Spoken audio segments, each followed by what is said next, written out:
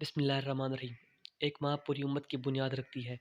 یہ حقیقت ہے کہ جب سے ماں کے پیٹ میں بچہ حرکت کرنے لگتا ہے، وہ ماں کی ہر اچھی بات، بری بات کا اثر قبول کرنے لگتا ہے۔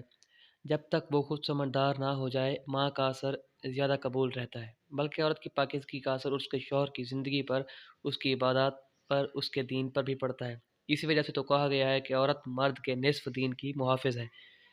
ایک نیک صالح کی بیوی نے اپنے شوہر کو کہا کہ آپ کی تہجد میں میرا بھی حصہ ہے۔ اس نے کہا وہ کیسے؟ اس نے کہا کل بتاؤں گی۔ اگلے دن شوہر بیوی کو کہنے لگے معلوم نہیں کیا ہوا، پہلے تو آسانی سے تہجد میں بیدار ہو جاتا تھا، آج فجر مشکل سے پڑھ پایا۔ بیوی صاحبہ کہنے لگی پہلے میں روز آٹا گوندھنا اور کھانا بنانا باوضو بسم اللہ پڑھ کر ذکر کرتے ہوئے کیا کرتی تھی، مگر کل کو جان بوجھ کر نہیں کیا، بس اس کی وجہ سے آپ کی آنکھ نہیں کھلی، کیونکہ آپ کی تہجد میں میرے باوضو ذاکرانہ کھانا بنانے کا عمل دخل زیادہ تھا۔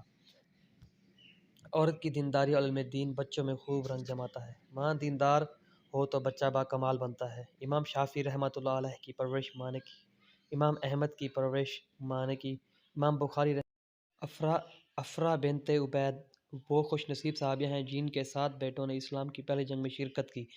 اسی پاک ماں کے وہ 2 بہادر بیٹے معاذ و معوذ تھے جنہوں نے ابو جہل کو قتل کیا تھا۔ جب ماؤں نے بچوں کو دین کی گھٹی پلائی تب بچے مجاہدین پیدا ہوئے، تب بچے علماء پیدا ہوئے۔